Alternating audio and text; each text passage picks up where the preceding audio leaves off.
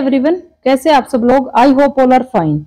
बच्चों आज हम एक मैराथन क्लास क्वेश्चंस की लेंगे और इसके अंदर बच्चों हर एक एग्जाम का आया हुआ क्वेश्चन है। अपने एस्टेट के, रीट के, केवीएस के, DSSB के, राजस्थान के ग्रेड के जितने भी क्वेश्चन यहाँ पे बनते हैं बच्चों, मैंने वो सारे यहाँ पे ले लिए।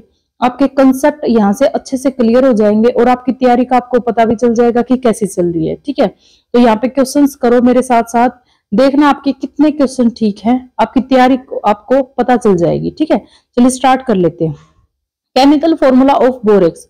बोरेक्स का केमिकल फॉर्मूला बताना है। ठीक है, बोरेक्स का केमिकल फॉर्मूला बिल्कुल याद रखना, मैंने आपको बताया था कि ये याद रखना आपको।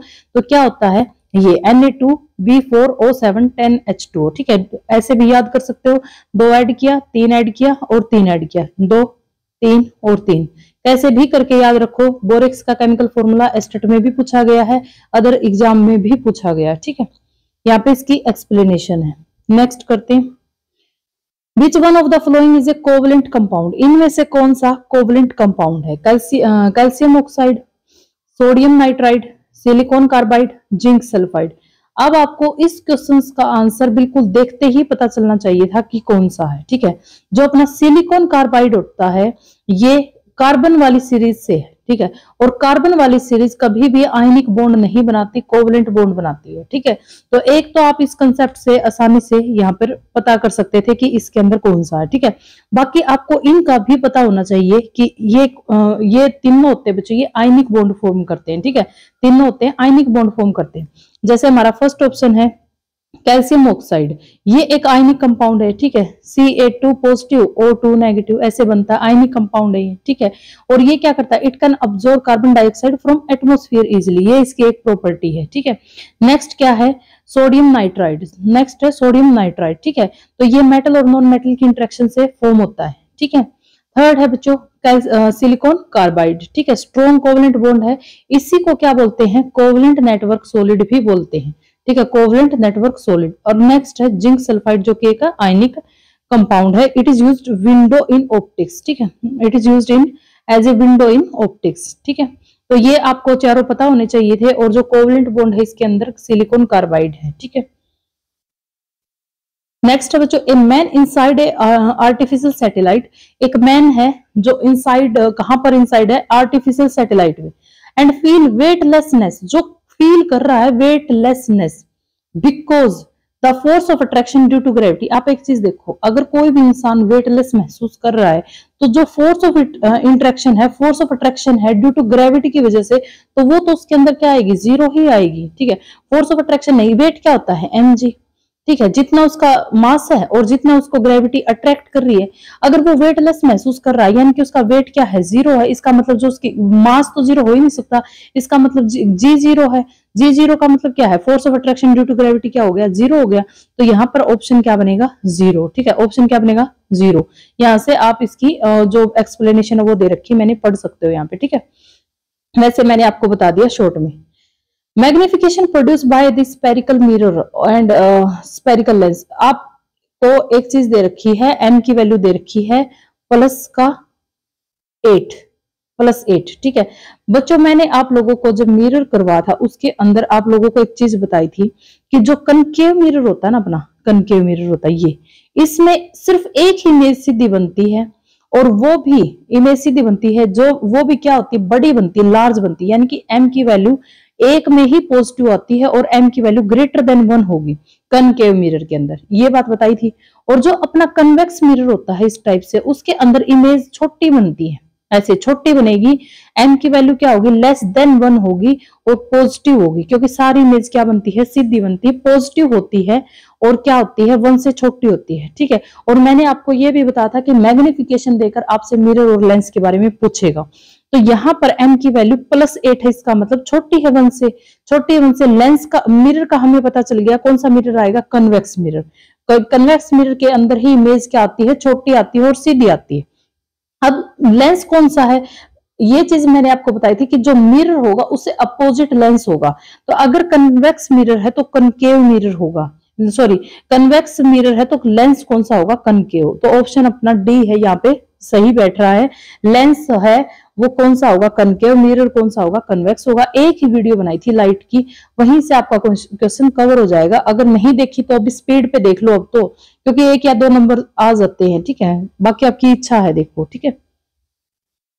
The escape velocity of a body is proportional to, escape velocity बतानी किसी भी बॉडी की, proportional to nth power of its mass. देखो एस्केप वेलोसिटी का कंसेप्ट बिल्कुल छोटा सा ही है, ठीक है। एस्केप वेलोसिटी का कंसेप्ट बिल्कुल ही छोटा है। एस्केप वेलोसिटी होती है वो किसके ऊपर डिपेंड करती है, रेडियस ऑफ द अर्थ और मास ऑफ द अर्थ, ठीक है। रेडियस अर्थ की और मास अर्थ का, वो कभी भी बॉडी के मास के ऊपर डिपेंड नहीं करती। जो चीज हमने फेंकी है उसके ऊपर डिपेंड नहीं करती, वो किसके ऊपर डिपेंड करती है, यहाँ पर देखो जो एस्केप वेलोसिटी किसके ऊपर डिपेंड कर रही है, मास ऑफ द अर्थ और रेडियस ऑफ द अर्थ, ठीक है। कभी भी बॉडी के ऊपर डिपेंड नहीं करती। तो escape velocity independent the mass of the body. तो यहाँ पर m की पावर है वो क्या आएगी, 0। m की पावर क्या आएगी बच्चों, 0, ठीक है। तो n पावर है ऑफ इट्स मास क्या आएगी, 0। तो ये आपको पता होना चाहिए।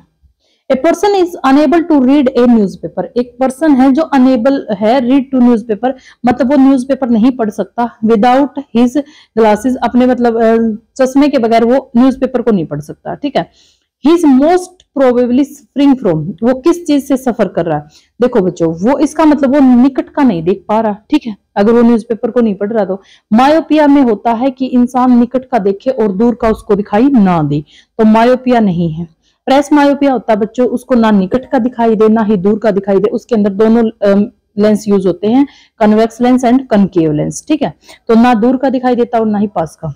एस्टिमेगेटिज्म के अंदर होता है बच्चों कि जो अपना कॉर्निया होता है ना, उसके अंदर डिस्टोर्टेड कॉर्निया होता है और इमेज बहुत जगह पे बनती है, ठीक है। तो ये भी नहीं। हाइपरमेट्रोपिया होता है बच्चों जिसमें हमें मतलब पास का दिखाई ना दे और दूर का दिखाई दे, तो इसके अंदर हाइपरमेट्रोपिया है, ठीक है। इसके अंदर हाइपरमेट्रोपिया है। और यहाँ पर मायोपिया के अंदर आपको लेंस भी पूछा जा सकता है। मायोपिया के अंदर हमें लेंस कौन सा यूज करते हैं, कनकेव लेंस, और जो हाइपरमायोपिया है उसके अंदर कन्वेक्स लेंस, और इसमें दोनों लेंस यूज करेंगे, ठीक है। तो ये आप याद रख लेना। Heating pyrite in air to remove sulphur is known as, देखो हीटिंग पायराइट, पायराइट क्या होता है बच्चों, FeS2। हीटिंग पायराइट, इसमें से हमें क्या करना है, ये और है, ठीक है। ये क्या है, और है। ये और भी किसका है, आयरन का। यहां से हमें आयरन निकालनी है, ठीक है, और हमें सल्फर को रिमूव करना है, यही क्वेश्चन है। तो हम रिमूव कैसे करेंगे सल्फर को, तो मैंने 2 ही चीज आप लोगों को बताई थी कि या तो हम कैल्सिनेशन कर सके या फिर हम रोस्टिंग कर सके, ठीक है।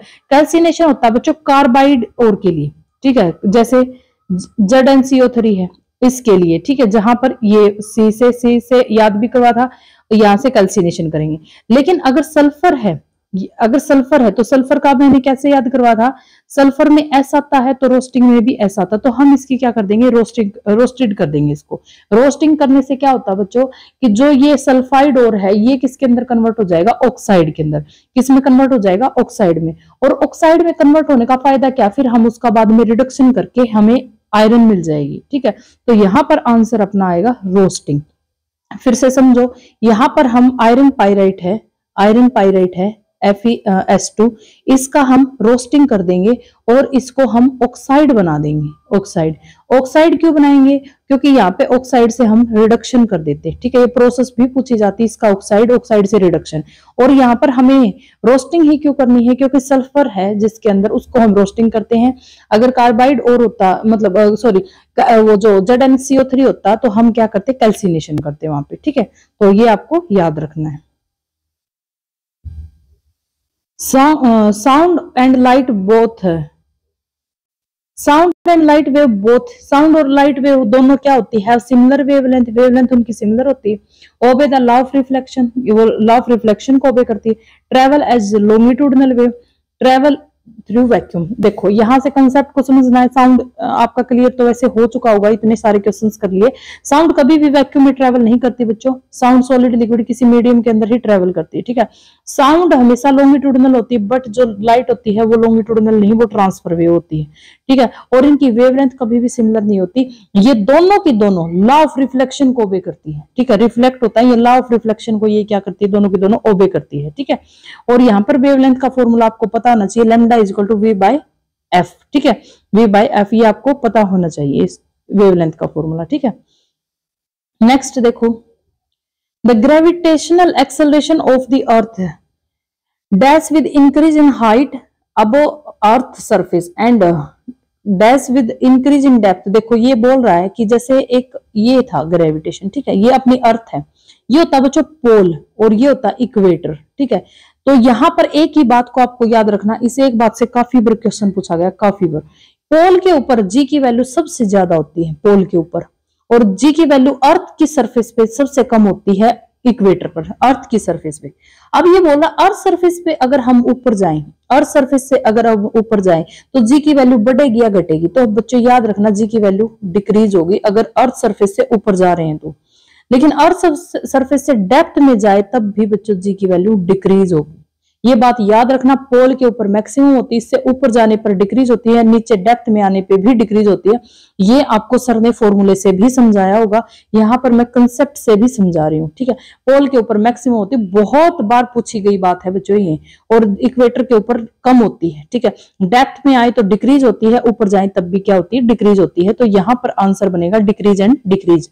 और यहाँ पर बच्चों मैंने इसका फॉर्मूले से भी बता सकते हैं हम इसको। Acceleration due to gravity, gravitation acceleration at height, किसी हाइट के ऊपर जाए तो फॉर्मूला ये बनता है, वैसे यहां से भी कुछ भी निकलवा सकता है। तो यहाँ पर अगर हाइट बढ़ेगी, एच बढ़ेगा तो ये वैल्यू बढ़ जाएगी नीचे वाली, ठीक है, ये वैल्यू बढ़ते ये वैल्यू कम हो जाएगी, सिंपल बात है। यहां से देखो, यहां से ये डी क्या है, डेप्थ में डी की वैल्यू बढ़ जाएगी तो डी की वैल्यू माइनस में बढ़ेगी तो ये वाला डिक्रीज हो जाएगा। ऐसे भी आप कर सकते हो, कैसे भी कर लेना, लेकिन कंसेप्ट से थोड़ा इजी रहता है। पोल है, पोल के ऊपर मैक्सिमम, ऊपर जाएगी तब भी डिक्रीज, नीचे आएगी तब भी डिक्रीज, ठीक है। फॉर्मूले से भी कर सकते हो आप, कैसे भी कर लेना, ठीक है।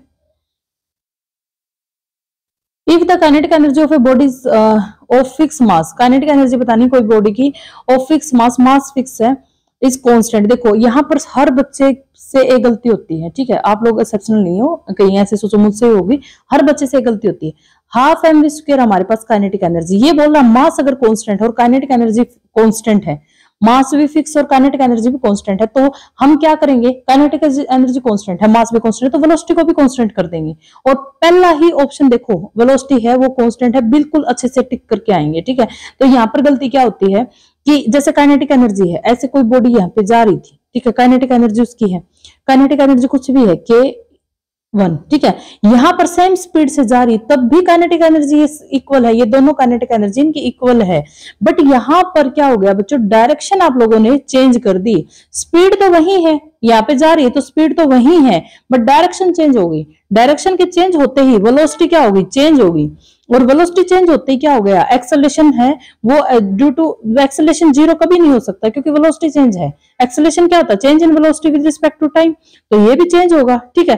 तो अपना ऑप्शन क्या बनेगा कि स्पीड है वो क्या रहेगी, कांस्टेंट। स्पीड क्या रहेगी बच्चों, कांस्टेंट रहेगी, तो यहाँ पे बी इज करेक्ट, ठीक है, ये समझ रहे हो, स्पीड कांस्टेंट रहेगी। एक यहाँ से जा रहे हो, एक ऐसे जा रहे हो, काइनेटिक एनर्जी दोनों में सेम है बट वेलोसिटी सेम नहीं है। वेलोसिटी किस जो क्योंकि वेलोसिटी एक वेक्टर क्वांटिटी है जो डायरेक्शन के ऊपर डिपेंड कर रही है, ठीक है।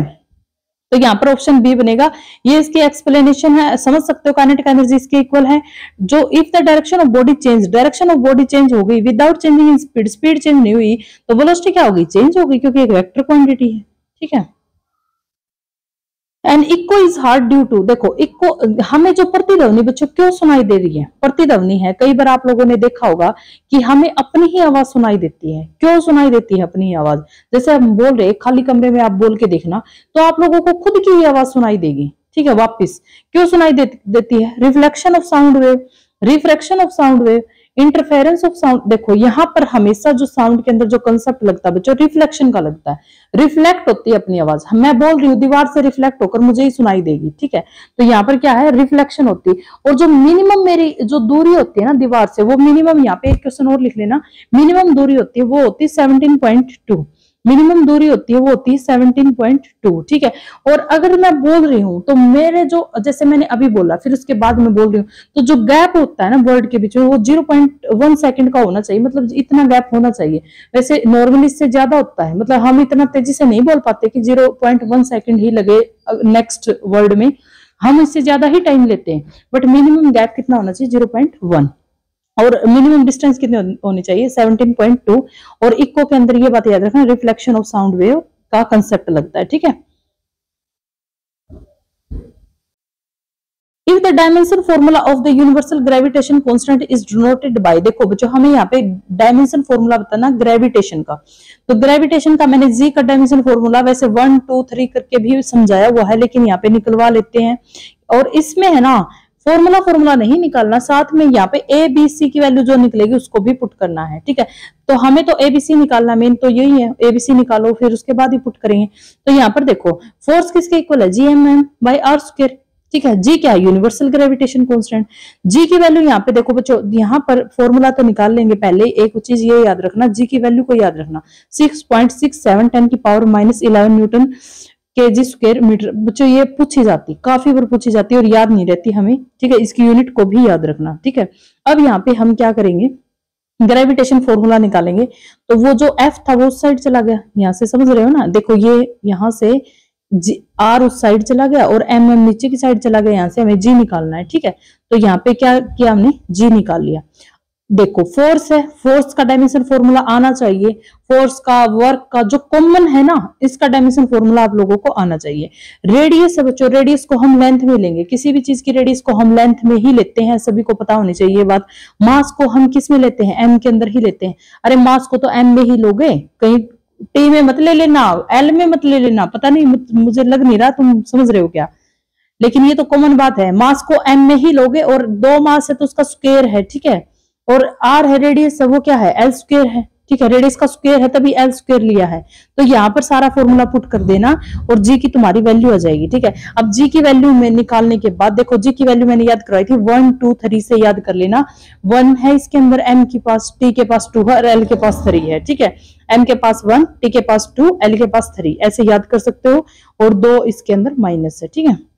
कैसे भी करके याद रखो, क्योंकि जी की वैल्यू बच्चों हर एक एग्जाम में पूछी जा चुकी है, हर एग्जाम में पूछी जा चुकी है, अपने एस्टेट में भी पूछी जा चुकी है, ठीक है। जितने भी मैंने प्रीवियस ईयर देखे हैं जी की वैल्यू पूछी गई है। तो यहाँ पर एबीसी की वैल्यू यहाँ पे पुट कर देना, ठीक है। Cartilage is produce by, cartilage है वो प्रोड्यूस किया, देखो ये क्वेश्चन मैंने करवा चुकी बच्चों। कॉन्ड्रियोब्लास्ट सेल होती है जहां से क्या बनता है, जो कार्टिलेज, ठीक है, बोन्स के लिए है, तो ये मैं करवा चुकी, ठीक है। तो यहाँ पे कॉन्ड्रियोब्लास्ट इसका आंसर है। कार्टिलेज इज प्रोड्यूस बाय, कौन सी सेल से प्रोड्यूस किया जाता है कार्टिलेज, कॉन्ड्रियोब्लास्ट से, ठीक है। हाँ ये क्वेश्चन देखो बच्चों, हमारे जो वो है उसके अंदर ओजोन लेयर मेंशन है, ठीक है, ओजोन लेयर मेंशन है। तो ओजोन लेयर में मैं क्वेश्चंस के थ्रू सारा ओजोन लेयर कवर तो करवा दूंगी, लेकिन आप लोगों को ओजोन लेयर में इंपॉर्टेंट चीजें बता देती हूँ। ओजोन डे कब मनाया जाता है, पूछ सकता है 16 सितंबर को, ठीक है। आप लोगों को यहाँ पे 2 ही चीज याद रखनी, 16 सितंबर को क्या मनाया जाता है, ओजोन डे, ठीक है। ओजोन लेयर हमें किससे बचाती है, अल्ट्रावायलेट रेडिएशन से, जो सन से अल्ट्रावायलेट रेडिएशन आती है उससे हमें ओजोन लेयर हमारी प्रोटेक्शन करती है। स्ट्रेटोस्फीयर के अंदर हमें ओजोन लेयर मिलती है, ये कल मैंने बताए थे, अर्थ होती है उसके 5 लेयर होती है, उसके ऊपर ट्रोपोस्फीयर, स्ट्रेटोस्फीयर, यहाँ पर ओजोन लेयर प्रेजेंट होती है, ठीक है। यहाँ पर क्या प्रेजेंट होती है बच्चों, ओजोन लेयर। अब एक चीज आपको ये भी याद रखनी कि 5 जून को वर्ल्ड इन्वायरमेंट डे भी मनाया जाता है, 5 जून को वर्ल्ड इन्वायरमेंट डे भी मनाया जाता है। 5 जून 16 सितंबर, ये 2 डेट याद रखनी है, ये मत करना चाहिए, ये दूसरी मत करना, 5 जून और 16 सितंबर, ठीक है। When an object sink deeper in water, देखो when an object sink डूब जाता है deeper in water, then force of buoyancy act on, देखो बच्चों जो फोर्स लगता है, बायंसी फोर्स होता है ना, वो क्या होता है, पहले तो इसके बारे में बता देती हूँ। बायंसी फोर्स क्या होता है, ये पानी, ठीक है, पानी की बाल्टी है, इसके अंदर कोई भी ऑब्जेक्ट डाल दिया, ऑब्जेक्ट नीचे की तरफ जाएगा, बायंसी फोर्स एफ बी है, ये ऊपर की तरफ एक्ट करेगा। तो बायंसी फोर्स हमेशा कांस्टेंट रहेगा बच्चों, रिमेनिंग कांस्टेंट, ठीक है। चाहे ऑब्जेक्ट डूब रहा है, चाहे कैसे भी हो, फ्लोट कर रहा है, बायंसी को जो फोर्स है वो रिमेन कांस्टेंट लगेगा, ठीक है। यहाँ पर इसके बारे में बायंसी फोर्स है, उसका फॉर्मूला है बच्चों ये, ठीक है। रो डेंसिटी है, ये याद कर लेना, ये डिस्प्लेस वॉल्यूम है, और जी क्या है, एक्सेलरेशन ड्यू टू ग्रेविटी।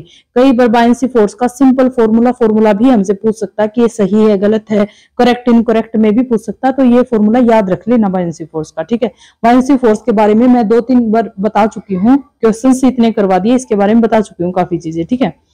हाँ ये इस does not depend upon the height and hence remain constant, height के ऊपर डिपेंड नहीं करता बायंसी फोर्स, ये भी याद रखना। यहाँ पे फॉर्मूले से ही देख लो किसके ऊपर डिपेंड कर रहा है, डेंसिटी के ऊपर डिपेंड कर रहा है, पानी की डेंसिटी, और डिस्प्लेसमेंट वॉल्यूम और एक्सेलरेशन ड्यू टू ग्रेविटी, ठीक है। Which of the following in acidic in nature, देखो इसके अंदर एसिडिक बताना है तो हमें एक बात का पता होना चाहिए, हम लोगों ने लेविस एसिड किए हुए हैं, एसिड बेस साल्ट के अंदर लेविस एसिड किए हुए हैं और ये अपना लेविस एसिड है, ठीक है, क्योंकि इसका ऑक्टेट कंप्लीट नहीं है। बोरोन के पास 3 ही इलेक्ट्रॉन है वैलेंस शेल में। यहाँ पर देखो इसने क्या किया, बॉन्ड बना लिया OH OH OH, ऊपर भी OH, तो कितने इलेक्ट्रॉन हो गए बच्चों इसके पास 6। अभी भी कंप्लीट नहीं है ऑक्टेट, ठीक है, ये बैक बॉन्डिंग कर सकता है। तो यहाँ पर लेविस एसिड है BOH3, ठीक है, तो ये क्या है लेविस एसिड। आप लोगों को लेविस एसिड और भी याद करनी है, AlCl3, ये वैसे मैं तो बता चुकी लेकिन याद कर लेना साथ में, इसलिए एक्सप्लेनेशन को जोड़ती ताकि तुम्हारा रिवीजन हो उसके साथ साथ, ठीक है। और ये जो मैग्नीशियम हाइड्रोक्साइड एक वीक बेस है और ये जो एल्यूमिनियम है और बेरिलियम है ये क्या है एम्फोटेरिक इन नेचर है, ठीक है। तो बोरिक एसिड क्या है बच्चों, वीक बेस है, वीक है, मोनोबेसिक है और लेविक एसिड है, ठीक है। तो हमारा इसके अंदर से एक ही आंसर बनता था BOH3 जो कि लेविस एसिड है। हाँ ये याद रखना है, ये एम्फोटेरिक है और ये वीक बेसिक है, ये भी एम्फोटेरिक है, ये वीक बेसिक है, ठीक है। Which of the following is not an example of oxidation reduction reaction, इसमें पूछ रखा कि ऑक्सीडेशन और रिडक्शन रिएक्शन का एग्जाम्पल नहीं है, ठीक है, केमिकल रिएक्शन एंड इक्वेशन में से ये क्वेश्चन है। तो आप लोगों को बताना है कौन सा एग्जाम्पल ऑक्सीडेशन और रिडक्शन का नहीं है। देखो ये एग्जाम्पल एक बार छोड़ो, आप ये देखना ऑक्सीडेशन में देखो मैग्नीशियम है, यहाँ पर 0 है और यहाँ पर क्या है मैग्नीशियम +2, यहाँ पर मैग्नीशियम सिंगल था तो 0 +2 हो गया। यहाँ पर ये जिंक क्या है +2 है, यहाँ पर जिंक क्या है 0 स्टेट के अंदर, कार्बन 0 में है तो कार्बन यहाँ पे क्या है +2, ये तो समझते होगे थोड़ा थोड़ा। तो अगर देखो किसको केमिस्ट्री आती है उसको तो बिल्कुल आसान लग रही है। ऑक्सीजन के ऊपर हमेशा -2 चार्ज होता है और मैग्नीशियम अगर इसके साथ जुड़ रहा है तो इसके साथ +2 ही होगा, तो ये ऑक्सीडेशन रिडक्शन रिएक्शन को फॉलो कर रहा है, ठीक है। सेकंड वाला देखो जिंक वाला, जिंक भी क्या है यहाँ पे +2 में था, यहाँ पे +2 में, यहाँ पे 0 में हो गया, ये भी फॉलो कर रहा है, ठीक है। यहाँ पर H2O देखो, यहाँ पर H2+2 में था क्योंकि ऑक्सीजन के साथ जुड़ा है, यहाँ पे 0 में, ये भी फॉलो कर रहा है। लेकिन ये रिएक्शन तो वैसे भी याद होनी चाहिए तुम लोगों को कि ये टूटा है इसके अंदर, ये थर्मल डिकम्पोजिशन है, ये ऑक्सीडेशन रिडक्शन रिएक्शन नहीं है बच्चों, ये थर्मल डिकम्पोजिशन है। वैसे भी याद होनी चाहिए, 2-3 बार रिपीट भी करवा चुकी, हर क्वेश्चन के अंदर दिखा भी चुकी कि ये थर्मल डिकम्पोजिशन है, ठीक है। ये टूटा है, इसने बॉन्ड नहीं बनाया किसी के साथ, ये तो खुद ही टूट गया, ठीक है। तो ये क्या है थर्मल डिकम्पोजिशन रिएक्शन। ये कहां से आ गया, which of the following is used in processing textile and leather, which of the following is used in processing and textile leather. बच्चों आपको ये सीधा ही याद करना पड़ेगा, लेदर ये चमड़े के जूते, इनमें कौन सा यूज किया जाता है फॉर्मिक एसिड, क्योंकि जो इसकी पीएच होती है वो बहुत एफिशिएंट पीएच होती है इसकी, तो इसलिए ये यूज किया जाता है, ठीक है। फॉर्मिक एसिड का फॉर्मूला भी आप लोग याद कर सकते हो और इसको मिथेनोइक एसिड भी बोलते हैं, ठीक है, इसको क्या बोलते हैं मिथेनोइक एसिड। और आपको एक चीज ये भी याद रखनी कि जो एसिटिक एसिड होती है बच्चों उसको वेनिगर में यूज करते हैं, ठीक है, वेनिगर के अंदर भी यूज करते हैं एसिटिक एसिड को। अब मुझे ये क्वेश्चन बताओ आप, अगर आता है तो कमेंट बॉक्स में बताना, which one of the following is not a heterogeneous mixer, कौन सा ऐसा है जो हेट्रोजीनियस मिक्सर नहीं है, एयर, मिल्क, स्मोक, जेली। अब देखो बच्चों हेट्रोजीनियस मिक्सर नहीं है, जो अपना कोलोइडल होता है वो हमेशा हेट्रोजीनियस मिक्सर होता है, इसमें तो कोई डाउट नहीं है, ठीक है, कोलोइडल होता है हेट्रोजीनियस मिक्सर होता है। और जो एयर होती है ना बच्चों, एयर के अंदर क्या प्रेजेंट होती है, गैसेस प्रेजेंट होती हैं, डिफरेंट डिफरेंट टाइप की गैसेस प्रेजेंट होती है, ठीक है। तो गैसेस है जैसे O2 है, CO2 है, ठीक है, SO2 है, N2 है, ये सारी एयर के अंदर प्रेजेंट होती है, इसलिए जो एयर है अपनी वो क्या है होमोजीनियस मिक्सर है।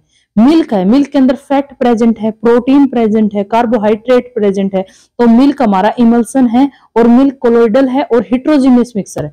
स्मोक भी हेट्रोजीनियस मिक्सर है, ठीक है, इनके अंदर पढ़ लेते हैं इनकी कंपोजिशन।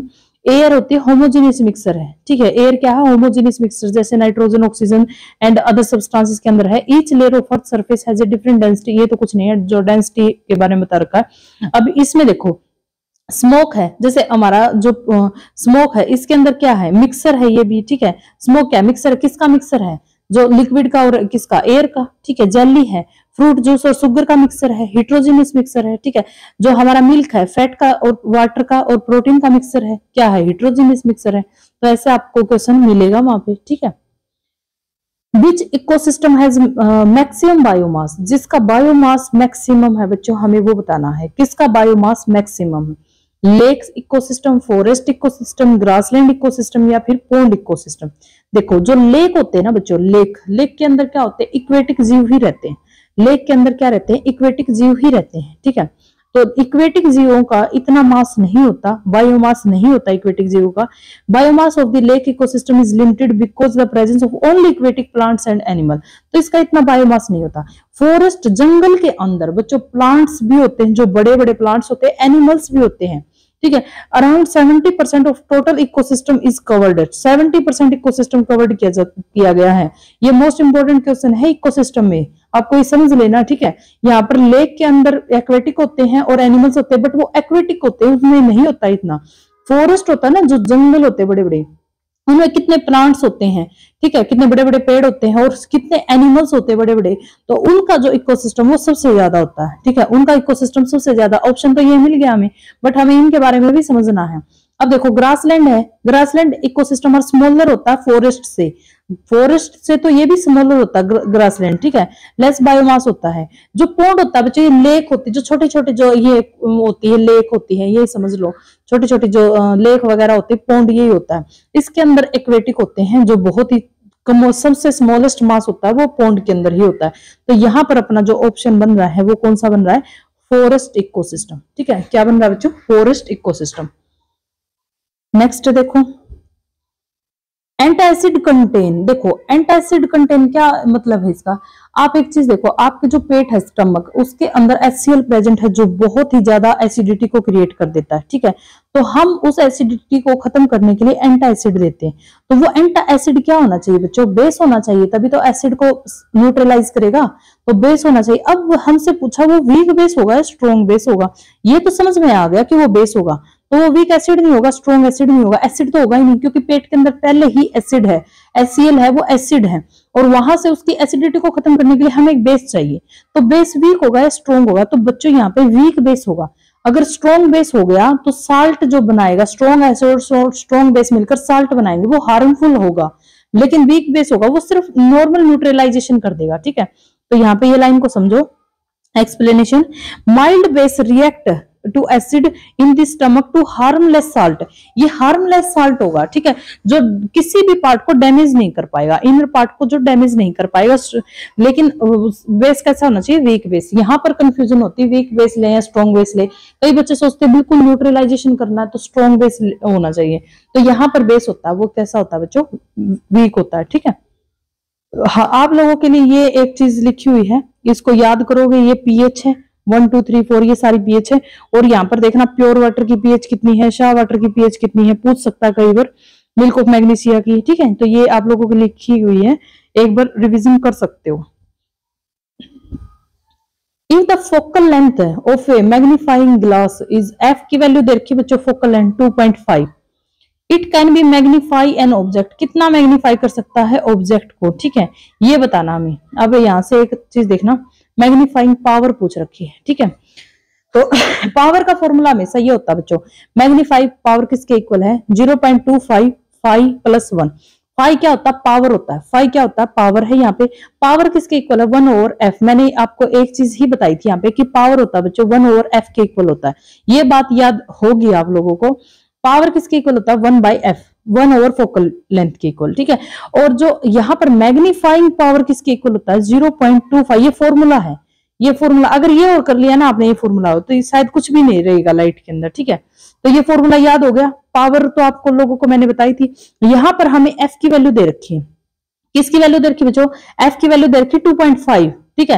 तो एफ की वैल्यू यहाँ पे कितनी है, 2.5, लेकिन यहाँ पे सेंटीमीटर के अंदर हमें मीटर के अंदर कन्वर्ट करनी है। तो पावर की वैल्यू लेंस में कितनी आ गई, 40 डायोप्टर। बच्चों लेंस के अंदर पावर की जो यूनिट होती है डायोप्टर होती है, ठीक है। तो यहाँ पे कितनी आ गई, 40 डायोप्टर। अब ये 40 डायोप्टर को हमें या फाई की जगह पुट करना और हमें आंसर मिल जाएगा, ठीक है। आप लोगों को यहाँ पर बस पावर के अंदर ये एक फॉर्मूला ही रह गया था, मतलब वैसे क्लास लंबी थी इसलिए मतलब ये छोड़ दिया था मैंने, तो ये आप लोग कर लो, लाइट लगभग कंप्लीट सा ही हो जाएगा, ठीक है। रिफ्रैक्शन है जो नहीं करवाया मैंने, बाकी लगभग छोटे छोटे सारे कंसेप्ट ही कवर हो गए, आपका क्वेश्चन रहेगा नहीं। लेकिन पावर का फॉर्मूला याद कर लो यहाँ से, ठीक है। तो यहाँ पे पावर का फॉर्मूला याद करने के बाद पावर की वैल्यू रख के यहाँ पे फॉर्मूले के अंदर पुट करनी है, मैग्नीफाइंग पावर मिल जाएगी। ठीक है, property of sublimation is found. बच्चों ये क्वेश्चन तो आपको आना चाहिए कि किसकी प्रॉपर्टी सब्लिमेशन की, ये क्वेश्चन तो सच में आना चाहिए किसकी है। मैं बता देती हूँ NH4Cl की। ठीक है, NH4Cl की जो सीधा सॉलिड से गैस के अंदर कन्वर्ट हो जाता है, सॉलिड से गैस के अंदर कन्वर्ट हो जाता है, उसको क्या बोलते हैं, सब्लिमेशन पावर। वो किसकी होती है, NH4Cl की। ठीक है, तो ये मैंने बहुत टाइम रिपीट कर लिया। जैसे हमारे पास सब्लिमेशन किस किस का, ड्राई कार्बन डाइऑक्साइड है, ड्राई आइस भी बोलते हैं इसको, नेफ्थलीन है, सोडियम क्लोराइड है, इसको कैम्फर बोलते हैं, कपूर की गोली जो लेके आते हैं। ठीक है, तो ये आप लोगों को पता होना चाहिए, सीधा आपसे पूछेगा। ठीक है, ऑप्शन देखे, ड्राई आइस बोलते हैं कार्बन डाइऑक्साइड को। ठीक है, सॉलिड कार्बन डाइऑक्साइड को।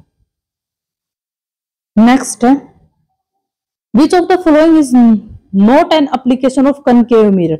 कनकेव मिरर की एप्लीकेशन नहीं है। देखो बच्चों, कनकेव मिरर के यूजेस हैं, कनकेव मिरर है उसके हम क्या क्या यूज है। कनकेव मिरर क्या होता है, जो मैग्नीफाई इमेज है, मैग्निफिकेशन उसकी पॉजिटिव होती है और बड़ी होती है। ठीक है, एक आपको इस बात का अगर पता है तो यूजेस बता पाओगे। क्यों बता पाओगे, अब आप एक चीज देखो, आप सेविंग मिरर है आपके पास, वो अगर आपको छोटा दिखाए, आपका फेस को छोटा दिखाए, तो उसका फायदा क्या है, सेविंग कर पाओगे उससे अच्छे नहीं।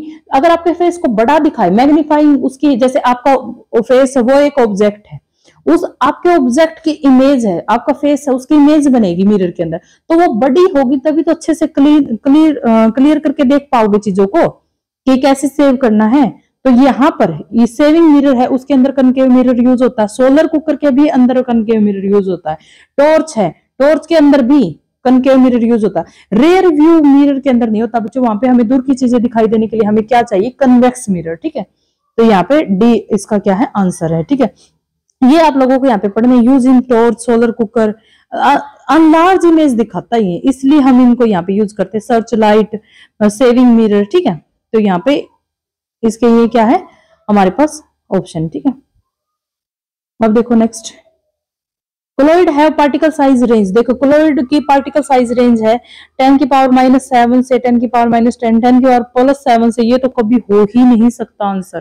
ठीक है, 10 की पावर -10 से 10 की पावर -12, 10 की पावर -5 से। देखो बच्चों, यहाँ पर मैंने आपको जब सोल्यूशन करवा था कोलॉइडल की रेंज बताई थी, 10 की पावर -7 से 10 की पावर -10 मीटर होती है कोलॉइडल रेंज। ठीक है, तो ये यहाँ पे बताया हुआ क्वेश्चन है, पूछा गया था यहाँ से। ठीक है, next, Which of the following is not true about prokaryotic cell? इनमें से कौन सा ट्रू नहीं है प्रोकार्योटिक सेल। प्रोकार्योटिक सेल क्या होती है बच्चों, जिसके अंदर न्यूक्लियस नहीं होता। ठीक है, इसके अंदर डीएनए की जो रेप्लिकेशन है साइटोप्लाज्म के अंदर ही होती है, साइटोप्लाज्म के अंदर ही होती है, क्योंकि यहाँ पे देखो सारी जगह साइटोप्लाज्म, डीएनए की कवरिंग ही नहीं होती प्रोकार्योटिक सेल में। तो जो डीएनए की यहाँ पे साइटोप्लाज्म में ही डीएनए रेप्लिकेट होता है, क्योंकि यहाँ पे न्यूक्लियस नहीं होता। न्यूक्लियस होता तो न्यूक्लियस के अंदर होता। सिंपल, जो जिसके पास बायो नहीं उसको तो मैं सिंपल लैंग्वेज में ही बता देती हूँ। ठीक है, some of them are capable nitrogen fixation, but जो राइजोबियम हमने जो किए थे, जो नाइट्रोजन फिक्सेशन करते हैं, फ्री नाइट्रोजन को NH3 के अंदर कन्वर्ट करते हैं, तो वो क्या है, प्रोकार्योटिक ही तो है, सम करते हैं बिल्कुल। Plasmid does not occur in prokaryotic cell. बच्चों प्लाज्मिड कैसे नहीं होगा, प्रोकार्योटिक सेल के अंदर होता। Organic compound can be produce by some of them from inorganic, बिल्कुल सही है। देखो यहाँ पर आप लोगों को मैं बता देती हूँ, ये बायो वालों को तो समझ में आ ही गया होगा, ये 3 ऑप्शन तो ठीक है, लेकिन ये वाला नहीं है। अब जिसके पास बायो नहीं उसको ये नहीं पता प्लाज्मिड क्या होता है। तो प्लाज्मिड क्या होता है बच्चों, a plasmid is a small circular DNA molecule, एक छोटा सा सर्कुलर डीएनए मॉलिक्यूल होता है, फाउंड इन बैक्टीरिया, जो बैक्टीरिया के अंदर मिलता है। ठीक है, एक स्मॉल सर्कुलर डीएनए मॉलिक्यूल होता है जो बैक्टीरिया, और बैक्टीरिया में क्या होता है बच्चों, प्रोकार्योटिक सेल। बैक्टीरिया क्या होता है, प्रोकार्योटिक सेल। ठीक है, आप लोगों को बस इतना ही समझना है। अब देखो ये बैक्टीरिया की सेल है, इसके अंदर देखो ये सर्कुलर होता है ना, ये होता है प्लाज्मिड। ठीक है, सर्कुलर होता है, ये क्या होता है, प्लाज्मिड, और ये क्या है, क्रोमोसोम। ठीक है, तो आप लोगों से सिंपल ही पूछा जाता है यहाँ से, प्लाज्मिड प्रेजेंट होता है, तो ये क्या हमारा, ये क्या है बच्चों, गलत है। ठीक है, नोट ट्रू ही पूछा है और ये नोट ट्रू है। ठीक है, नेक्स्ट देखो, methanol and acetone can be separate by. बच्चों ये क्वेश्चन तो इतनी बार रिपीट करवा चुकी मैं, और आप लोगों को ऐसे भी बोला था मैंने कि ये बिल्कुल आपको याद रखनी है। ठीक है, मिथेनॉल और एसीटोन को फ्रैक्शनल डिस्टिलेशन से हम क्या करते हैं, अलग करते हैं। ठीक है, फ्रैक्शनल डिस्टिलेशन से क्या करते हैं बच्चों, अलग करते हैं। Fractional distillation is employed when liquid are having different boiling point है। फ्रैक्शनल डिस्टिलेशन किसका करते हैं, जिसमें लिक्विड का डिफरेंट बॉइलिंग पॉइंट हो। अब जैसे एसीटोन का बॉइलिंग पॉइंट कितना है 56, मिथेनॉल का कितना है 67। तो जब हम इसको गर्म करते हैं तो जिसका बॉइलिंग पॉइंट कम है तो वो जल्दी बॉयल हो जाएगा, और मतलब बॉयल होकर क्या होगा, वेपर में कन्वर्ट हो जाएगा, तो उसको हम अलग से सेपरेट कर लेंगे। ठीक है, यहां से जो इंपॉर्टेंट बात आपको एक और याद रखनी है कि हमसे सीधा पूछेगा mixture of benzene and toluene है, उसको कैसे अलग करें, तो उसको भी हम फ्रैक्शनल डिस्टिलेशन से ही अलग करेंगे। इन दोनों का भी बॉइलिंग पॉइंट अलग अलग होता है, सिंपल आपको वो देगा। और mixer of acetone and water को भी हम फ्रैक्शनल डिस्टिलेशन से अलग करेंगे। ठीक है, इसके अंदर बॉइलिंग पॉइंट का ही खेल है। बॉइलिंग पॉइंट जिसका कम है और बॉइलिंग पॉइंट जिसका ज्यादा, उन दोनों को मिक्सअप किया गया है और हीट कर देंगे। जिसका बॉइलिंग पॉइंट कम हो वो तो जल्दी उड़ जाएगा, और जिसका बॉइलिंग पॉइंट ज्यादा है वो रह जाएगा उसके अंदर। ठीक है, तो ऐसे इनको अलग करते हैं, तो ये आपको याद रखना है। नेक्स्ट देखो, how many neutron and proton present.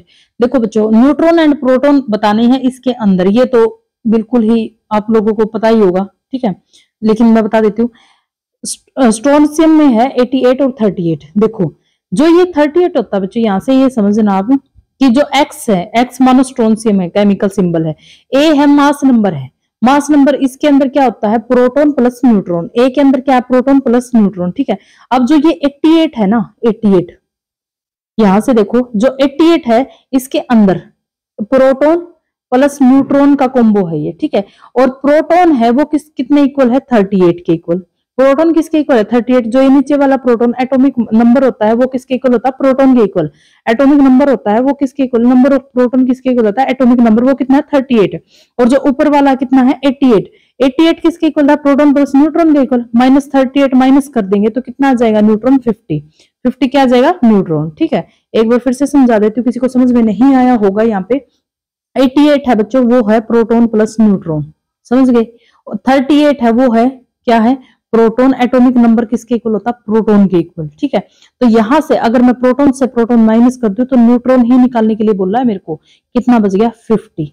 50 कितना हो गया, न्यूट्रॉन, और 38 कितना हो गया, प्रोटॉन। ठीक है, तो यहां से आंसर हमारा क्या बनेगा, बी आंसर बनेगा। ठीक है, क्या आंसर बनेगा बच्चों, बी।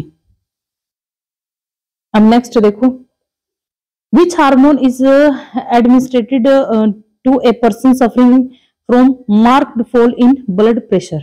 देखो बच्चों, ब्लड प्रेशर एकदम से फॉल कर जाता है। ठीक है, उसके अंदर एक इमरजेंसी हार्मोन निकलता है, जो मतलब बिल्कुल एकदम से, इमरजेंसी हार्मोन बोलते हैं इसको। और ये कौन सा होता है, एड्रीनाइल। ठीक है, वो कौन सा होता है बच्चों, एड्रीनाइल। तो ये हार्मोन होता है, इसको बोलते हैं इमरजेंसी हार्मोन। ठीक है, इमरजेंसी हार्मोन। और ये कहां से सक्रीट होता है ये हार्मोन, इमरजेंसी, जो एड्रिनल मेडुला, यहां से क्या होता है, सक्रीट होता है, निकलता है। ठीक है, कहां से सक्रीट होता है, एड्रिनल मेडुला से, और ये बिल्कुल इमरजेंसी हार्मोन होता है। ठीक है, तो ये हमें क्या करता है, बचाता है वहां पे, तो ये याद रखना। PH of 0.01 molar NaOH solution will be. PH बतानी 0.01 मोलर NaOH सोल्यूशन की। देखो यहां पर अगर ये 9 नहीं होता, ये 9 नहीं होता और कुछ 7 होता तो पीएच तुम्हें एकदम से देखते ही बताते 12। ठीक है, ये मैं बता रही हूं कैसे अप्रोच कर सकते हो। 12 देखते ही बता देते, क्यों बता देते, क्योंकि NaOH क्या है, बेस है, और बेस की पीएच ऑलवेज ग्रेटर देन होती 7 से। ठीक है, बेस के, और ये भी बहुत स्ट्रॉन्ग बेस है, 14 के आसपास पीएच होनी चाहिए। ठीक है, यहाँ पे आप लोगों को मतलब एक चीज मैं बताऊं कि देखते ही क्वेश्चन का आंसर भी दे सकते थे 12, देखते भी दे सकते थे 12। यहाँ पे 9 नहीं आएगा क्योंकि एक स्ट्रॉन्ग बेस है, बट यहाँ पे 9 की जगह अगर 7 होता तब तो बिल्कुल कंफर्म ही दे सकते थे, क्योंकि बेस है, बेस की पीएच तो 7 से ज्यादा होती है। अब हम इसको निकाल लेते हैं, पीएच दे रखी है, पीएच निकालनी है, pH of 0.01 molar NaOH, 0.01 molar. इस बात का क्या मतलब बच्चों, यहाँ पर OH की कंसंट्रेशन दे रखी है इसने 0.01 मोलर। OH की कंसंट्रेशन है क्योंकि NaOH है, टूटेगा किसमें, टूटेगा OH निकालेगा अपने अंदर से, और OH की कंसंट्रेशन दे रखी है 0.01 मोलर। इसको हम ऐसे भी लिख सकते हैं 10 की पावर 2 मोलर, लिख सकते हैं ऐसे भी। ठीक है, POH निकाल लेते हैं, POH किसके इक्वल होती है, minus log of H OH positive concentration, जैसे मैंने पीएच बताई थी बच्चों, पीओएच भी ऐसे निकालते हैं, minus log of H positive ion concentration. ठीक है, यहाँ पर 10 की पावर -2 रखेंगे तो पीएच हमारी 2 आ जाएगी। POH हमारी 2 आ जाएगी। ये बात समझ रहे हो? एक बार फिर से रिपीट कर देती हूँ। पीएच है, पीएच निकालनी है NaOH की, ठीक है। POH दे रखी, जो इसकी कंसंट्रेशन दे रखी, OH की कंसंट्रेशन दे रखी 10⁻⁻2 मोलर, ठीक है।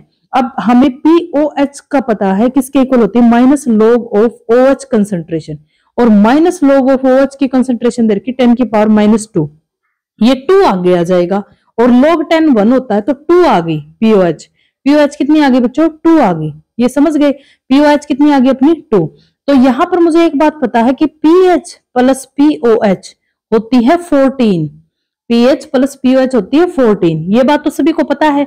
H पॉजिटिव OH की कंसंट्रेशन किसके इक्वल होती है, 14 के इक्वल होती है। तो PH किसके इक्वल है, 14 माइनस ये निकाली अभी 2, तो PH किसके इक्वल होगी बच्चों, 12 के इक्वल। यहां पर देखो आप ऐसे भी निकाल सकते थे, बट मैं ऐसे बोल रही हूँ कि निकालने की जरूरत क्या है इस क्वेश्चन में, ये इतना स्ट्रॉन्ग बेस है, NaOH इतना स्ट्रॉन्ग बेस है, तो पीएच तो 14 के आसपास ही होनी चाहिए। तो पीएच 14 के आसपास कैसे बताओगे, 12 होगी इसकी। इतना तो सोच सकते हो, किसी को फॉर्मूला आए ना आए, जो केमिस्ट्री से नहीं, जिसको केमिस्ट्री कम आती है उसको तो पता नहीं क्या लग रहा होगा यहाँ पे, ठीक है। लेकिन इजी है, वैसे कुछ है नहीं, मैंने पीएच निकालना सिखा रखा है, POH के बारे में भी बता रखा है कैसे निकालोगे, ठीक है। कंसंट्रेशन दे रखी, तो POH में कुछ नहीं है निकालने के लिए, ठीक है। तो समझ में आ गया होगा ये क्वेश्चन। एक बार फिर से रिपीट कर देती हूँ जिसको नहीं समझ में आया। देखो यहाँ पे क्या दे रखा बच्चों, पीएच दे रखी 0.01 मोलर, ठीक है। नहीं, पीएच निकालनी है इतने मोलर NaOH की, इसका मतलब OH की कंसंट्रेशन दे रखी 10⁻⁻2 मोलर, इसको मैं ऐसे लिख सकती हूँ 10⁻2 मोलर। और POH कैसे निकाल सकती हूँ, माइनस लॉग, और ये वैल्यू मैं रख दूं 10⁻⁻2 मोलर, 2 बाहर आ जाएगा, तो POH कितनी होगी मेरी 2, POH कितनी होगी 2, और PH प्लस POH कितनी होगी 14, ठीक है। और यहां पर मुझे दे रखा 2, मतलब मैंने निकाल लिया 2, तो POH कितनी होगी 12, बस इससे ज्यादा नहीं समझा सकती, ठीक है। अब देखो next question, which of the following is not biodegradable, कौन सा नॉन बायोडिग्रेडेबल है बच्चों। बचपन से ही सुनते आ रहे, बचपन से, कि प्लास्टिक है वो नॉन बायोडिग्रेडेबल है, प्लास्टिक है उसको हम दबा नहीं सकते, उसका मतलब वो जल नहीं सकता, और उसको मतलब उसका यूज वो क्या होता है, मतलब उसको वापस वो नहीं कर सकते, ठीक है। प्लास्टिक के बारे में ही बचपन से सुनते आ रहे हैं, ठीक है। Plastic is a not biodegradable, ठीक है। तो polymeric substance can not be digest decompose, ये ना तो डाइजेस्ट हो सकता ना ही डिकम्पोज हो सकता, तो प्लास्टिक क्या होता है, एक नॉन बायोडिग्रेडेबल है, ठीक है। इकोसिस्टम हो रहा है आपका इन चीजों से, ठीक है, इकोसिस्टम में है ये। The angle between the force and displacement for negative work, angle बताना है फोर्स और उसके बीच में नेगेटिव वर्क। देखो बच्चों आप लोगों को ये क्वेश्चन बिल्कुल देखते ही आना चाहिए था कि एंगल है वो 180 होगा, क्यों क्यों बताना चाहिए था देखते ही, क्योंकि देखो वर्क डन है वो किसके इक्वल होता है, force into displacement cos of theta, ठीक है, कोस ऑफ थीटा। अब वर्क किसके इक्वल है, कोस थीटा की वैल्यू ही डिसाइड करेगी पॉजिटिव और नेगेटिव। अगर कोस 180 है तभी कोस थीटा की वैल्यू नेगेटिव आती है, ठीक है। यहां से देखो फोर्स है उसकी वैल्यू fx कोस थीटा होती है, और थीटा ही डिसाइड करता है नेगेटिव पॉजिटिव। ये बोला वर्क डन नेगेटिव कब होगा, जब कोस यहाँ पे 180 होगा, क्योंकि 180 की वैल्यू ही -1 होती है, ठीक है। तो सिंपल था, तो आंसर क्या आ जाएगा बच्चों, आंसर क्या आ जाएगा 180, ठीक है। आंसर क्या आ जाएगा 180। कोस 0 नहीं हो सकता, कोस 0 में तो पॉजिटिव होगी 1 होगा होता है, ठीक है। कोस 90 कितना होता है 0 होता है, तो यहाँ पे ऐसे आप लोग बता सकते हो। अब हमसे अगर इसी क्वेश्चन में एस्टेट के अंदर क्या पूछा था, इसी क्वेश्चन में angle between the force and displacement for zero work, angle कौन सा होगा जीरो वर्क में, तो आप लोग मुझे बताओ जीरो वर्क में कौन सा होगा। एस्टेट में क्या पूछा था, कोस 90 कितना होता है 0 इक्वल होता है, मतलब वर्क होता है वो किसके इक्वल है एफ एस कोस 90, कोस 90 कितना होगा 0, मतलब 0, वर्क डन क्या हो गया 0। तो ऐसे हमसे पूछा गया था, ठीक है। वो कुली वाला एग्जाम्पल इसने छोड़ दिया, तो जो कुली सर पे लेके जा रहा था, ऊपर की तरफ फोर्स लगा रहा है और नीचे की तरफ डिस्प्लेसमेंट कर रहा है, उसमें भी वर्क 0 है, ठीक है। जो ये अपनी माँ वगैरह ये घास वगैरह लेके आती हैं भैंसों के लिए, तो ये कोई वर्क नहीं कर रही, मैंने बताया था आप लोगों को क्लास के अंदर, ठीक है। बट इनको मत बोल देना ये कोई वर्क नहीं कर रही, तो इसके अंदर जो फोर्स वर्क हमारा वो 0 होता है, ठीक है। लेकिन अब क्वेश्चन कैसे पूछने लग गया कि इन दोनों के बीच में एंगल बताओ, ठीक है। तो बात बराबर ही है, एंगल कितना बताओगे आप 90, अगर 0 है तो नेगेटिव है तो 180, ठीक है। अब नेक्स्ट देखो, the most durable metal plating on iron perfect against corrosion. देखो बच्चों, हम किसकी कोटेटिंग करते हैं? अगर हमें आयरन को प्रोटेक्ट करना है तो हम जिंक की कोटेटिंग करते हैं, ठीक है। तो मोस्ट ड्यूरेबल होता है, जिंक की प्लेटिंग की जाती है, ठीक है। तो जिंक की प्लेटिंग यहाँ पे कोरोजन में करते हैं, ठीक है। इसके बारे में आप लोगों को बार बार बताती हूँ, रस्ट का फॉर्मूला याद रखना, protect the leather from rust. Rust है जिंक की कोटेटिंग है, वो ही प्रोटेक्ट करती है, ठीक है, वही प्रोटेक्टिंग करती है। नेक्स्ट क्वेश्चन है, which of the following enzyme is present in saliva. देखो बच्चों, सलाइवा के अंदर, सलाइवा कहाँ बनता है? सलेवरी ग्लैंड के अंदर। और जो सलाइवा के अंदर कौन सा हार्मोन है, वो एंजाइम है, सॉरी, कौन सा एंजाइम है? Ptyalin and lysozyme. यहां पर बच्चों अगर लाइसोजाइम होता तब भी हमारा आंसर होता यही, मतलब ये दोनों हार्मोन, दोनों एंजाइम है वहां पर होते हैं, ठीक है। सलाइवी जो सलाइवा है उसके अंदर अगर हमसे एंजाइम पूछे तो या तो टाइलिन या फिर लाइसोजाइम, ठीक है। ये दोनों हार्मोन हो सकते हैं, ये दोनों हार्मोन, यहाँ पे आंसर एक ही है तो हम टाइलिन के साथ जाएंगे, ठीक है। तो यहाँ पे जो saliva contain enzyme salivary amylase और टाइलिन होता है इसके अंदर, ठीक है। तो टाइलिन, अगर नेक्स्ट देखते हैं इसके अंदर, देखो जो पिप्सिन होता है ना बच्चों, वो कहाँ, pepsin is secreted by the stomach, stomach से सिक्रेट होता है। And trypsin is secreted by pancreas. ये भी तो पूछ सकता है, जो पिप्सिन है वो कहाँ सिक्रेट होता है? स्टमक के अंदर। और जो ट्राइप्सिन है वो कहाँ सिक्रेट होता है? पेनक्रियाज के पास, ठीक है। और जो पिप्सिन है एंजाइम, वो किसका? देखो, पी से पिप्सिन और पी से प्रोटीन, ऐसे ही बताए थे मैंने, प्रोटीन का पाचन करता है, ठीक है। Work is high acidic condition in of the stomach, high acidic condition होती है स्टमक के अंदर, वहां पर वर्क करता है, ठीक है। तो ये याद रखना। Which of the following state of matter form cooling of a gas extremely low density? Cool कर दिया गैस को लो डेंसिटी पे, about 100,000 the density of normal air, normal air से 100,000 डेंसिटी पर, टू सुपर लो टेम्परेचर। बच्चों इसके अंदर तो मुझे बताने की जरूरत नहीं होनी चाहिए कि ये हमारी मैटर की कौन सी स्टेज होगी। मैटर की बोन्स आइंस्टीन कंडेंसेशन वाली स्टेज होगी, ठीक है। बोन्स आइंस्टीन कंडेंस, जहां पर सुपर लो। और मैंने इसके बारे में ये बताया था, जो सबसे कम काइनेटिक एनर्जी होती है वो भी हमारी किसकी होती है? बोन्स आइंस्टीन कंडेंसेशन की। और सबसे ज्यादा काइनेटिक एनर्जी होती है अपनी प्लाज्मा की, ठीक है। देखो यहाँ पे पढ़ लेते हैं, मैटर की 5 स्टेट। बच्चों इसके अंदर से क्वेश्चन कंफर्म आएगा स्टेट ऑफ मैटर में से, ठीक है, आता है हमेशा। अभी तो हमें मेंशन करके दिया है, मेंशन करके नहीं दिया होता तब भी प्लाज्मा से मैंने आपको देखो कितने क्वेश्चन दिखाई दे। स्टेट ऑफ मैटर होती है solid, liquid, gas, bones Einstein. Bones Einstein होते हैं एक्सट्रीमली लो टेम्परेचर के ऊपर होती है। और इसके एग्जांपल है super conductor, super fluid, super conductor इसके एग्जांपल है। हीलियम बिलो टेम्परेचर 2.17 केल्विन, देखो 1.17 केल्विन एग्जांपल है। हीलियम बिलो टेम्परेचर, इतने टेम्परेचर पर हीलियम, एक्सट्रीमली लो डेंसिटी होती है इसकी, ठीक है। तो ये याद रखना। और जो प्लाज्मा होता है ना बच्चों, प्लाज्मा किसका मिक्सर है? एक तो यही पूछेगा, फ्री आयंस और फ्री इलेक्ट्रॉन का और आयंस का, ठीक है, फ्री इलेक्ट्रॉन का और आयंस का। और the state is consist, super excited होती है, सुपर एनर्जी होती है। Plasma is made by heating a gas. Plasma कैसे बनता है? एक गैस को हम हीट करते हैं हाई टेम्परेचर के ऊपर। सो gas molecule lose on the electron, gas molecule, gas था उसको हीट कर दिया, वो किसके अंदर कन्वर्ट होगा? गैस मॉलिक्यूल्स के अंदर। आयंस और इलेक्ट्रॉन अलग से रह जाएंगे, ठीक है। तो इसके अंदर कन्वर्ट हो गया आयंस ऑफ गैस और इलेक्ट्रॉन, ठीक है। तो ये देखो सन के पास, देखो ये सन है, ये सन है, सन के पास जो गैस है, हाई जो हीट है वो तो सन के पास ही है। वहां से गैस क्या करेगी? सारे इलेक्ट्रॉन को छोड़ देगी और आयंस के अंदर कन्वर्ट हो जाएगी। और मिक्सचर ऑफ फ्री इलेक्ट्रॉन और आयंस को क्या बोलते हैं? प्लाज्मा, ठीक है। अब देखो next question, zinc metal can displace dash from its sulphate and can from zinc sulphate. ऐसे बोल रहा है, ऐसी कौन सी मेटल है जिसको जिंक है ना डिस्प्लेस कर देता है, मतलब तू जा और मेरे को आने दे, ठीक है। मतलब क्या है, ऐसी एक मेटल थी SO4 उसके साथ था सल्फेट, और ऐसी यहाँ पे कोई एक मेटल थी X थी, जिंक आया और जिंक ने इसको डिस्प्लेस कर दिया कि तू जा और मेरे को आने दे यहाँ पे, ठीक है। ऐसे बोल रहा है जिंक सल्फेट। सोडियम है, कॉपर है, कैल्शियम है, मैग्नीशियम है। तो बच्चों आपको एक बात बता देती हूँ, वैसे तो आप लोगों के लिए जोड़ भी देती हूँ एक्सप्लेनेशन को। कॉपर होती है वो लेस रिएक्टिव होती है जिंक से, ठीक है।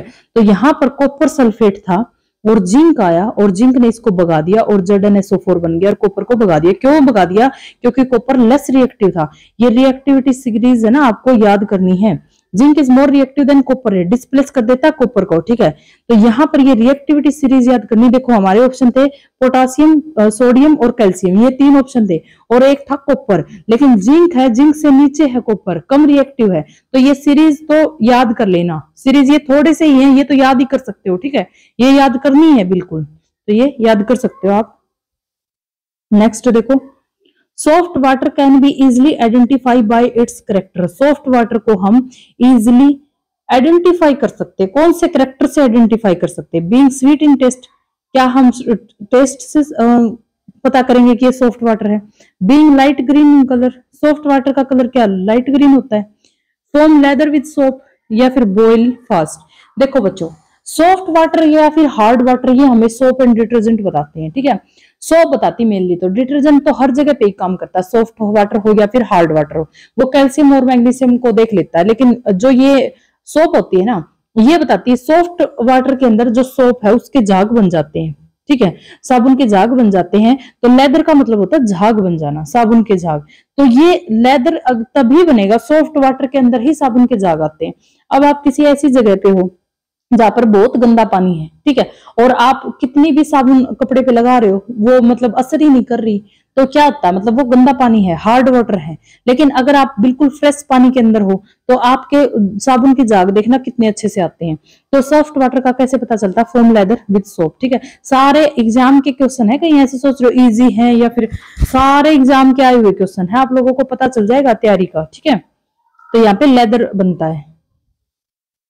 Consider the flowing hydrocarbon, in hydrocarbon को कंसिडर करो, इथेन है, प्रोपीन है, 2 ब्यूटीन है। Using the answer code given below select the correct order of decreasing double bond character. Double bond character decreasing बताना है, ठीक है।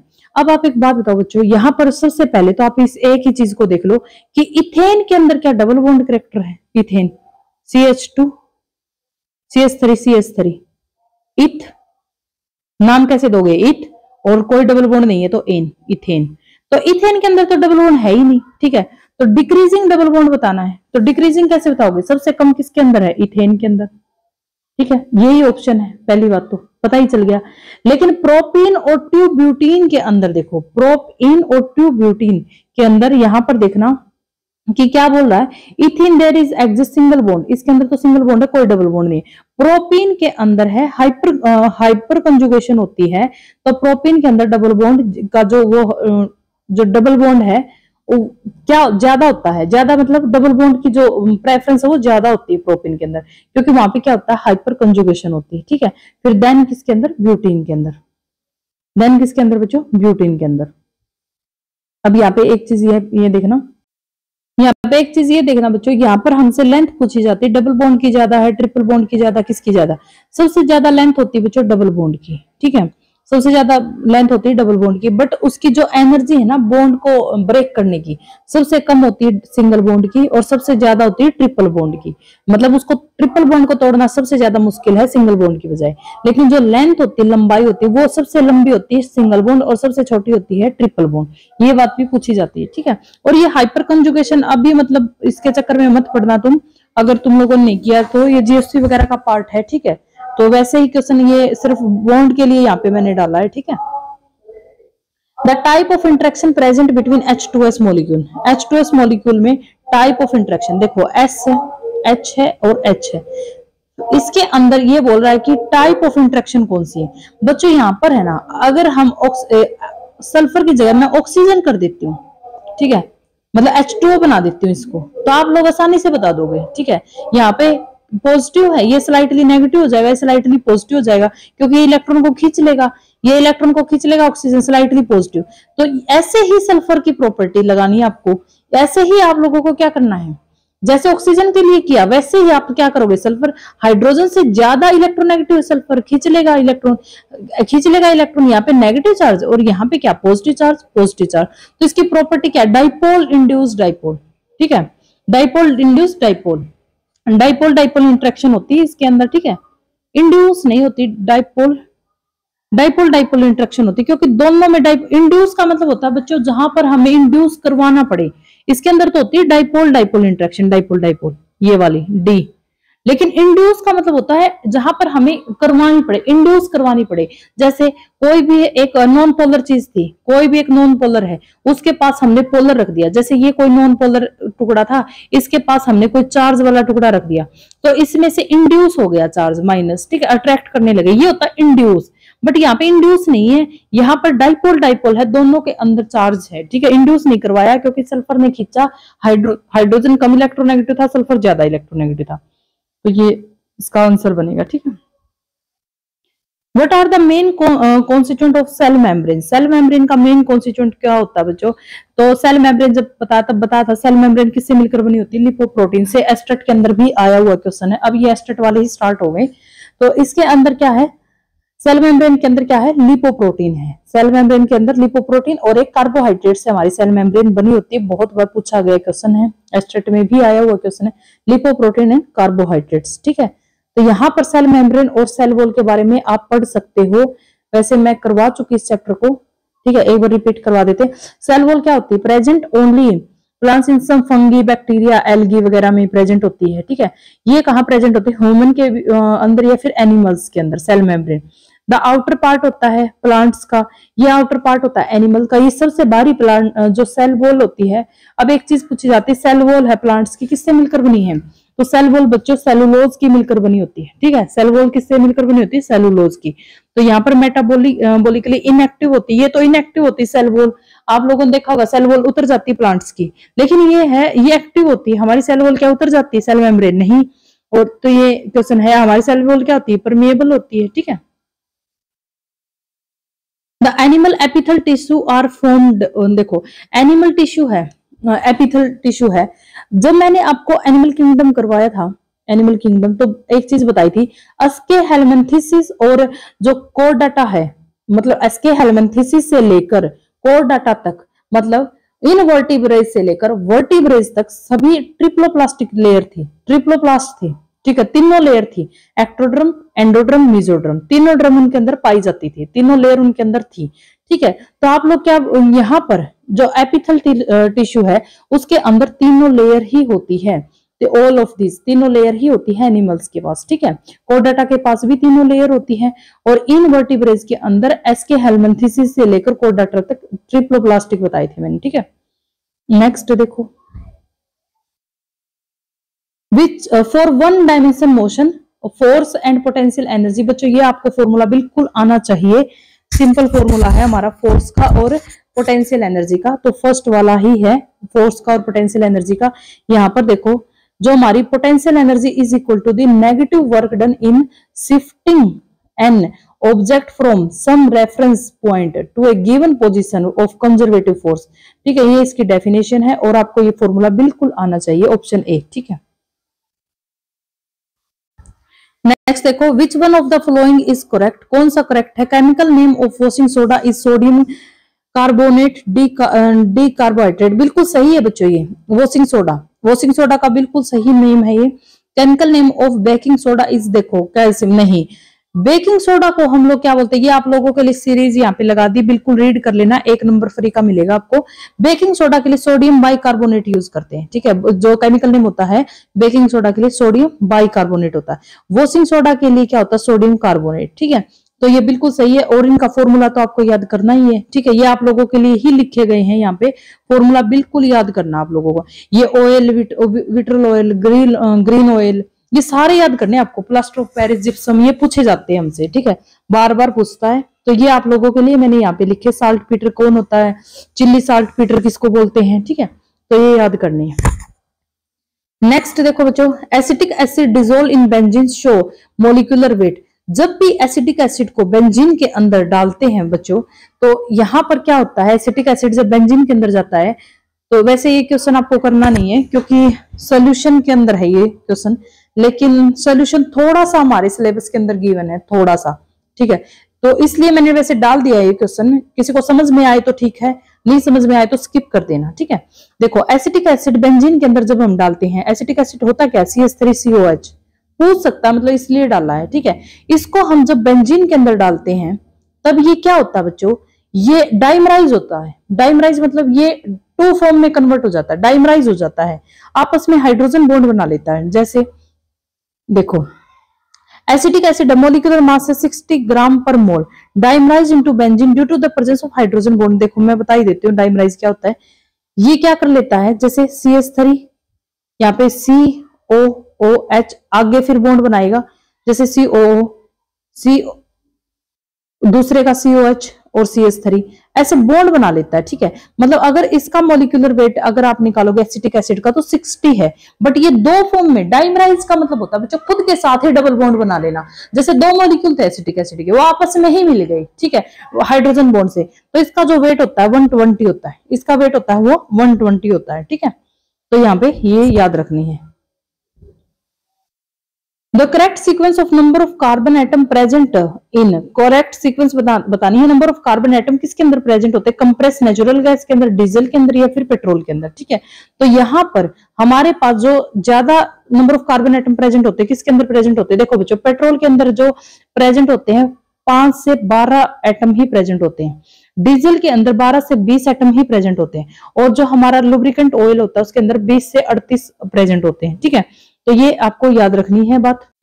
यहाँ पे देखो ये लाइन पढ़ो एक बार, ये लाइन पढ़ो कार्बन एटम की, कि द कार्बन एटम 1 से 4 प्रेजेंट होते हैं गैस के अंदर। गैस के अंदर कितने कार्बन एटम प्रेजेंट होते हैं, 1 से लेकर 4 तक।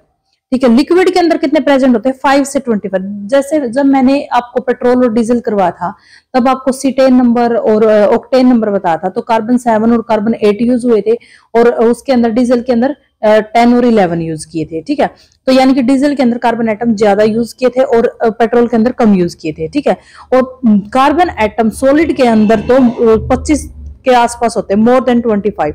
तो सबसे कम होते हैं बच्चों कार्बन एटम गैस के पास। ठीक है, तो नेचुरल गैस होती है उसके पास कार्बन एटम सबसे कम, फिर होते पेट्रोल के पास, फिर होते डीजल के पास।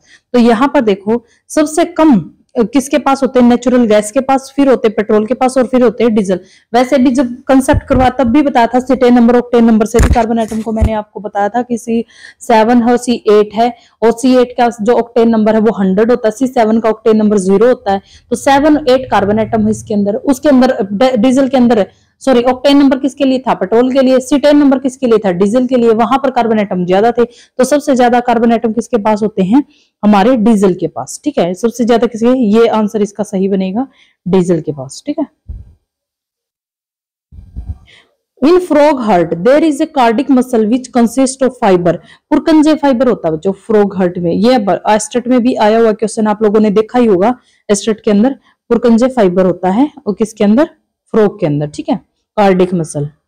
डिफोरेस्टेशन, ये सारे एस्टेट के क्वेश्चन है बच्चों, सारे एस्टेट के ही क्वेश्चन हैं। ये मत सोचना कि आपने एस्टेट के क्वेश्चन मैम ने लिख करवाए नहीं, सारे क्वेश्चंस के बीच में मैंने एस्टेट के क्वेश्चन फिल किए हैं, आपके जितने भी प्रैक्टिस सेट करवाए सब में एस्टेट के क्वेश्चन डाले हैं। ठीक है, और ये तो सीक्वेंस में ही एस्टेट के चल रहे हैं अब। Deforestation does not result in, deforestation है उसका रिजल्ट नहीं है बच्चों। जब हम डिफोरेस्टेशन करते हैं, मतलब लैंड को लेने के लिए हम पेड़ वगैरह को काट देते हैं, तब उसका रिजल्ट क्या नहीं है, डिक्रीज इन रेनफॉल, उसका रिजल्ट है ये तो रेनफॉल कम हो जाता है, बारिश कम हो जाती है। इंक्रीज इन सोइल इरोजन, बिल्कुल है, मिट्टी अपरदन हो जाता है। Increase in ground water level, देखो ग्राउंड वाटर लेवल इंक्रीज कैसे होगा, इंक्रीज इन अर्थ टेम्परेचर, जब पेड़ ही कम होंगे तो अर्थ का टेम्परेचर तो बढ़ेगा। तो ये वाला नहीं था, ये वाला नहीं था। ठीक है, मतलब इस ये पॉजिटिव है, पॉजिटिव है तो डिफोरेस्टेशन का रिजल्ट नहीं है। ग्राउंड वाटर लेवल तो कम होगा, इंक्रीज नहीं डिक्रीज होगा। ठीक है, तो यहाँ पे इसका आंसर बनेगा सी। नेक्स्ट देखो, how many effective codon are there for the synthesis of 20 amino acid. Effective codon पूछ रखा बच्चों, ये भी को बताने की बात तो मुझे तो लगता नहीं है। 61 होता है इफेक्टिव कोडोन और 64 होता है टोटल कोडोन, और जो बीच वाले 3 रह गए वो कहां गए मैम, वो होते स्टॉप कोडोन, जो स्टॉप कर देते हैं प्रोसेस को। और एक ही होता है जो इसके अंदर AUG, जो स्टार्टिंग कोडोन बोलते हैं। ठीक है, तो ये आपको याद रखनी कोडोन के बारे में बातें। यहां पर क्या है, cloth obtain from cellulose are, जो बच्चों सेलुलोज से जो क्लॉथ बनते हैं, कपड़े बनते हैं, वो किसके बनते हैं, कॉटन और रियोन के कपड़े जो हम पहनते हैं वो किससे मिलकर बने होते हैं, सेलुलोज से। ये याद रखनी बात। ठीक है, वो किससे मिलकर बने होते हैं बच्चों, सेलुलोज से। ठीक है,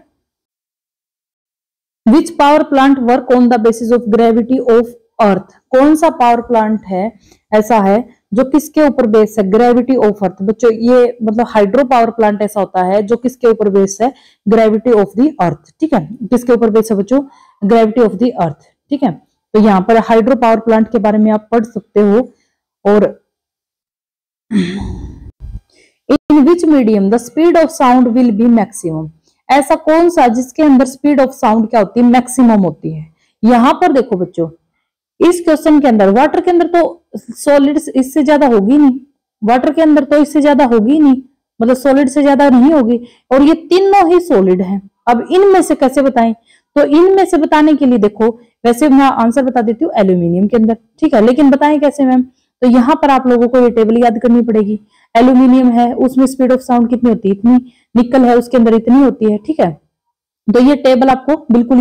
और स्पीड ऑफ साउंड बच्चों एक बात और याद रखना, जो स्पीड ऑफ साउंड होती है वो डायरेक्टली प्रोपोर्शनल होती है 1 ओवर डेंसिटी। ठीक है, जिसकी डेंसिटी ज्यादा उसकी स्पीड ऑफ साउंड कम। ठीक है, डेंसिटी ज्यादा स्पीड ऑफ साउंड कम। अगर मैं आप लोगों से ये पूछूं एल्यूमिनियम की ज्यादा होगी, आयरन की ज्यादा होगी, या फिर गोल्ड की ज्यादा होगी। ठीक है, तो आप लोग यहाँ पे जो डेंसिटी है सबसे ज्यादा, देखो गोल्ड का मास सबसे ज्यादा होता है, गोल्ड का मास सबसे ज्यादा होता है, तो यहाँ पर स्पीड ऑफ साउंड डेंसिटी किसकी ज्यादा होगी, यहाँ पर डेंसिटी किसकी ज्यादा है, गोल्ड की, फिर किसकी है, आयरन की, और फिर किसकी, एल्यूमिनियम की।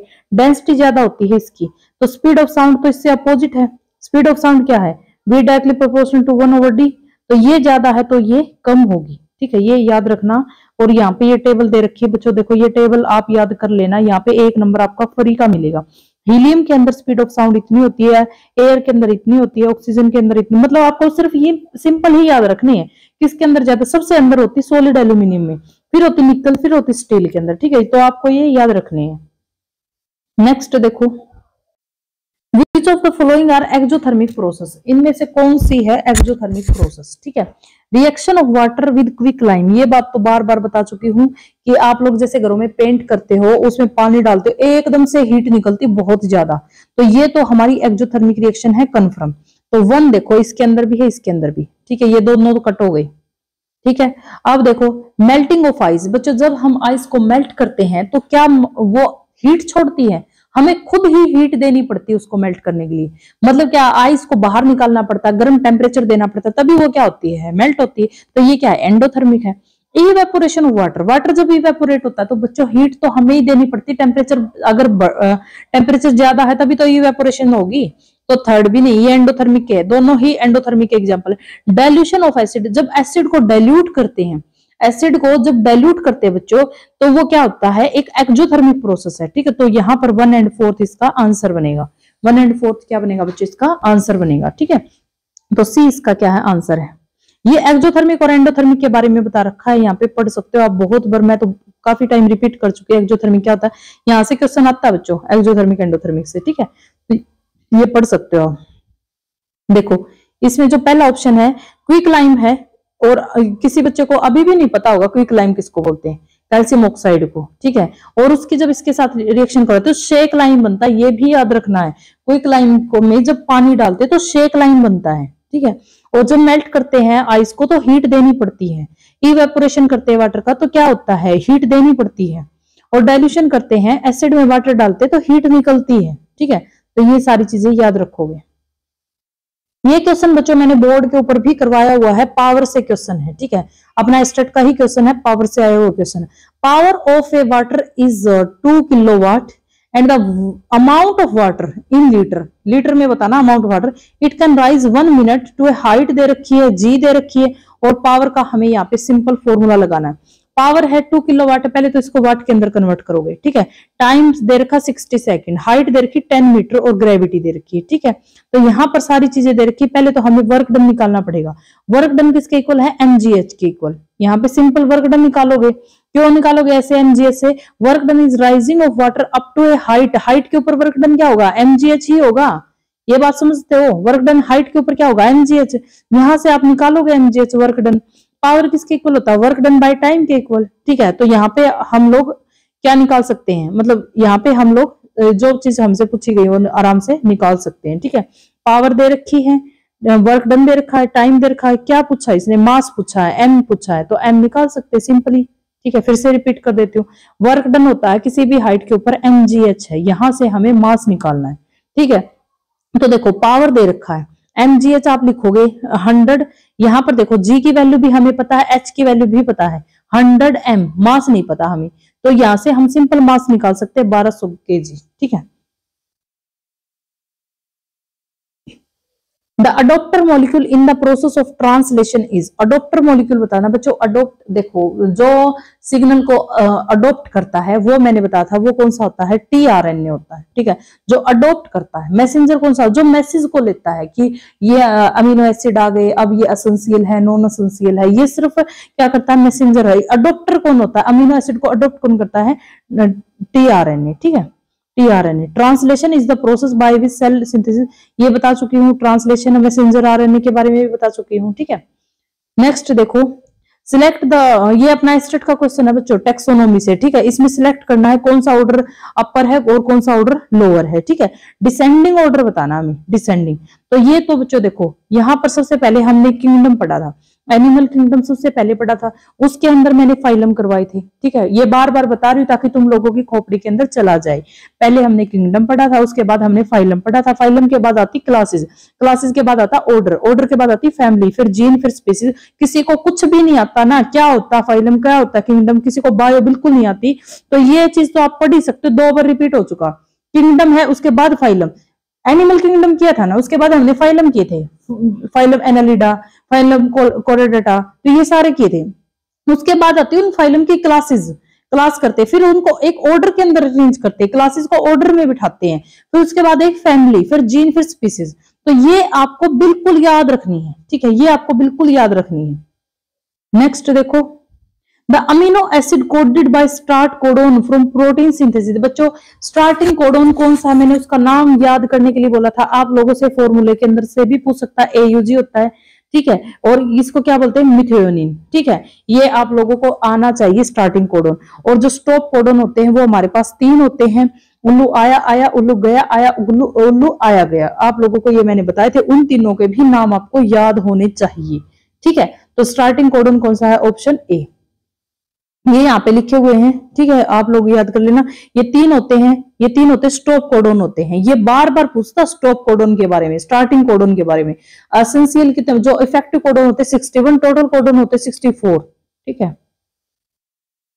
Rainbow has circular shape because, rainbow है उसकी सर्कुलर शेप दिखाई देती, क्यों दिखाई देती रेनबो की shape, the earth is spherical, earth spherical होती इसलिए नहीं, फिर तो सारी चीजों की जो स्ट्रक्चर वो में स्फीयर ही दिखाई देनी चाहिए। ठीक है। The rain drop are spherical, बिल्कुल सही है। रेन ड्रॉप आप देखते हो तो उसके अंदर आप लोग कई बार देखना रेन ड्रॉप को, उसके अंदर आपको रेनबो सा दिखाई देता है, बिल्कुल सर्कुलर शेप का, क्योंकि रेन ड्रॉप ही स्फेरिकल होती है। सन स्फेरिकल गलत, अवर आइज स्फेरिकल बिल्कुल गलत, रेन ड्रॉप इज स्फेरिकल। ठीक है। ये एस्टेट के आए हुए क्वेश्चन है सारे, कुछ भी नहीं है इनके अंदर।